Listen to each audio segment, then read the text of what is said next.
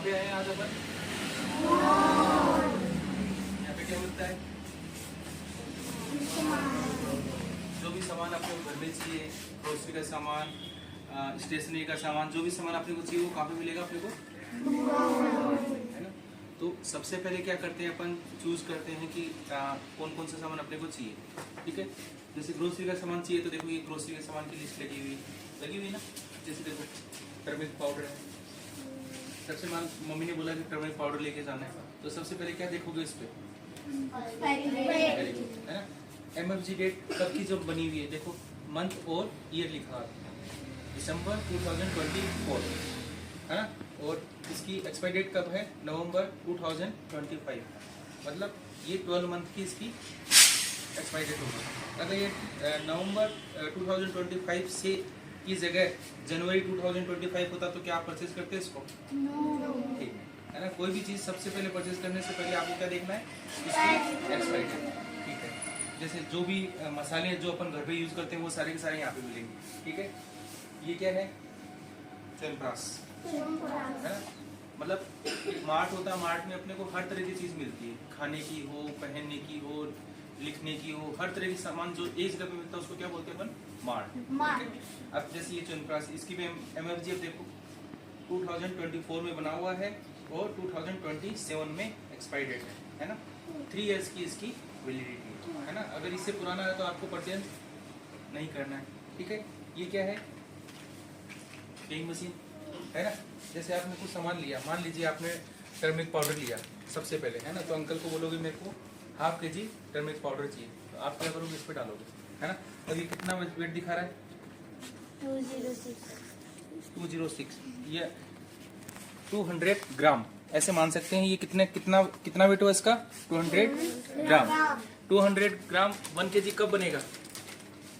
जब इसके 5 पैकेट लूंगा, 200 200 200 200 200 तो कितने हो गया? 1 kg है ना। 1/5 पार्ट हो गया ये 1 kg का 1/5 पार्ट है ना। और ½ kg होता है, वो हाफ पार्ट होता है ना भाई। 1 kg है, उसका आधा लेना अपने को, हाफ पार्ट लेना, तो क्या बोलोगे मार्केट में जाके? आधा किलो, ½ kg। ठीक है, कब आ गया?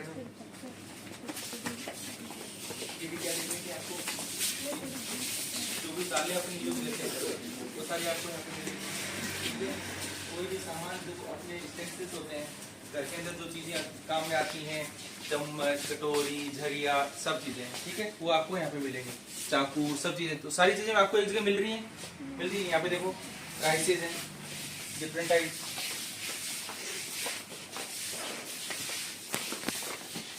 अब जो प्लास्टिक के जो आइटम आते हैं, जो इडेबल नहीं होते हैं, जिनको अपन नहीं खाते, उनकी वैलिडिटी नहीं होती है ना। उनकी एक फिक्स वैलिडिटी नहीं होती है। उनको आप देख सकते हैं कि ये पुराना तो नहीं है ना, उसको एक्सपायरी डेट लिखी हुई नहीं आती है। बाकी जो इडेबल आइटम होते हैं उनकी सबकी एक्सपायरी डेट होती है, राइट।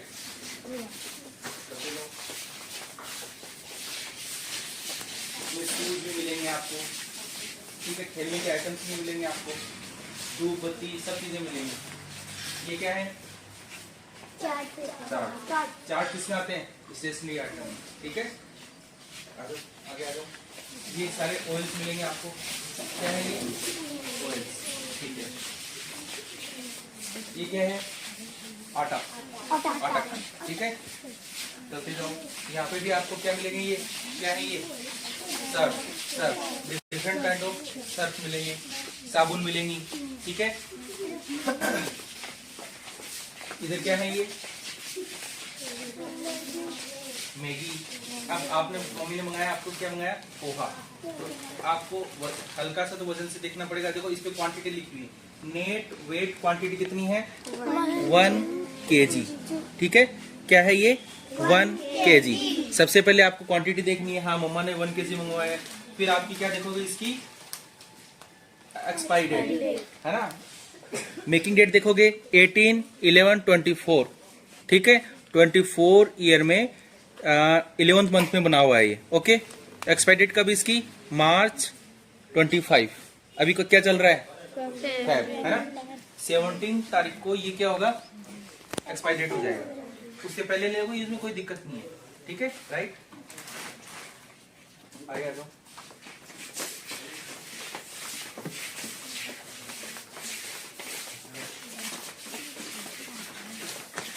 क्या मिलेंगे आपको, डिओ, शैम्पू और क्या हो गया, ऑयल। ठीक है, यहाँ पे क्या है ये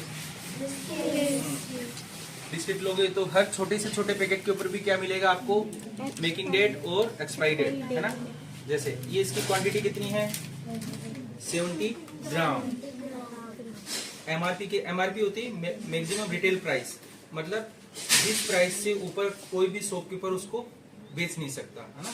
आपको बेच नहीं, यहाँ पे आप क्या लिखा हुआ है, 10 रुपीज। अगर शॉपकीपर आपसे क्या मांग रहे हैं कि मेरे को 20 रुपीज दे दो, तो आप क्या बोलोगे, 20 रुपीज दोगे क्या उनको, कितने का है ये, 10 रुपीज। ठीक है, फिर उसके बाद में क्या देखोगे आप, इसकी मेकिंग डेट और उसके बाद में एक्सपायरी डेट। ओके, फिर होते हैं ये कैशियर काउंटर होता है। आपने मार्ट में क्या होता है, अपने हिसाब से आपने चीजें चूज करिए। मान लो आपने 10 आइटम चूज करे, सुन गया, क्या करा आपने, 10 आइटम चूज किए।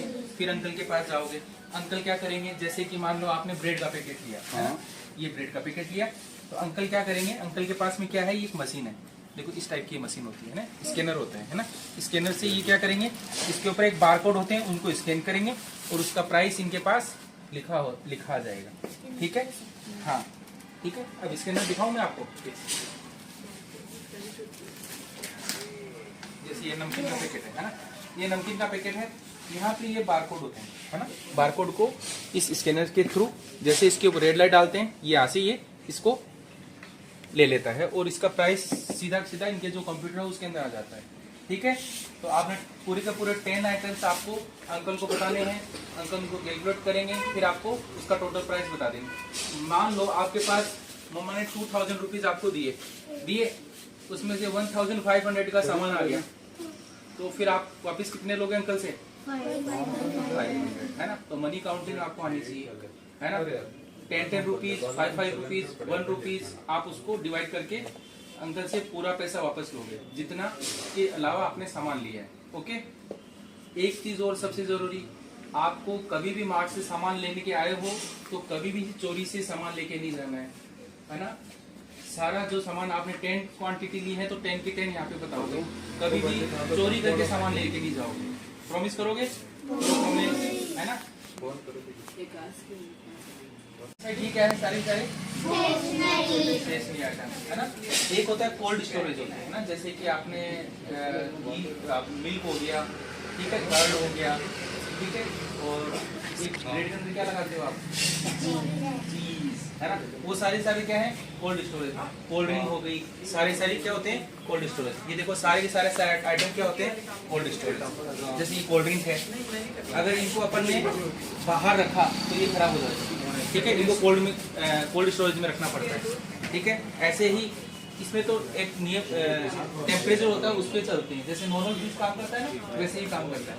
अगर बहुत ज़्यादा डीप फ्रीज करना होगा, मतलब टेम्परेचर जैसे डाउन जाता है तो क्या होगा, आइस जमनी स्टार्ट हो जाएगी। टेम्परेचर जैसे बढ़ता है तो क्या लगेगी अपने को, गर्मी, है ना।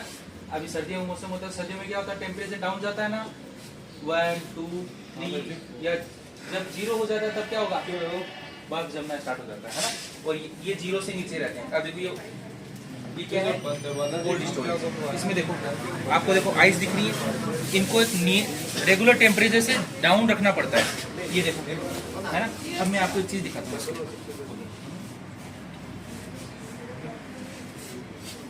देखो इसमें लिखा हुआ है कि रेफ्रिजरेट एट 4 डिग्री सेल्सियस और बिलो, मतलब इस चीज को अपने को 4 डिग्री से नीचे रखना ही पड़ेगा। अगर आपने 4 डिग्री से ऊपर रख दिया, नॉर्मल टेम्परेचर में रख दिया तो क्या हो जाएगी, ये खराब, है ना। तो कोल्ड स्टोरेज के लिए भी यहाँ पे जो भी आइटम होते हैं वो आपको यहाँ से मिलेंगे, समझ गए। अब आपको चेक करना है, मान लो ये कोल्ड स्टोरेज वाला आपको बाहर पड़ा हुआ मिला तो आप क्या उसको परचेज करोगे, ठीक है, ये खराब हो जाते हैं। ठीक है, डेयरी प्रोडक्ट्स होते हैं, इनको कोल्ड स्टोरेज में रखना होता है, समझिए इस बात को। पहले मैंने क्या लिया, यहाँ से एक चॉकलेट ली, है ना। चॉकलेट अंकल को ला के दोगे, छुपा के नहीं ले जाओगे कभी भी घर पे। जो भी सामान लिया वो अंकल को ला के दोगे। अंकल के पास ये ऐसा स्कैनर होता है। अभी देखो इसमें नेट आइटम कुछ भी नहीं आ रहा ना, ठीक है। अब देखो यहाँ पे मैंने क्या बताया था, बारकोड होते हैं।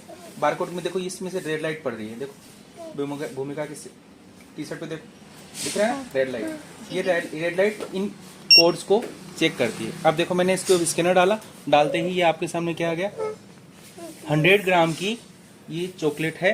देखो इस पे भी 100 ग्राम है लिखा हुआ है ना। और इसकी प्राइस 150 रुपीज़ है ना। और इसमें भी प्राइस देखो कितने लिख रहा है, अभी देखो 150 रुपीज़। ठीक है, यहाँ से ये स्कैन करते हैं, फिर टोटल अमाउंट यहाँ पे आ जाता है। टोटल आइटम क्या लिया आपने 1, ठीक है, और प्राइस कितना हो गया 150। ठीक है, समझ गए, इस तरीके से ये वर्क करता है।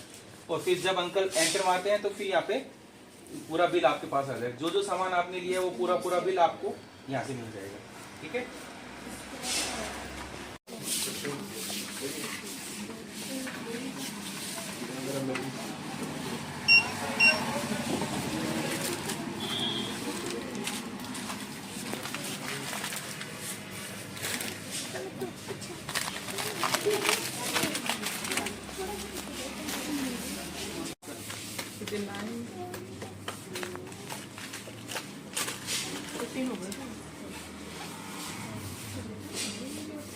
और 85 रुपीज होंगी। काउंट करके बता देती हूँ, काउंट वीडियो में आपको दोगे, ठीक है ना। टोटल कितने रुपए होंगे 85, और अपन कितने पैकेट ले रहे हैं 70।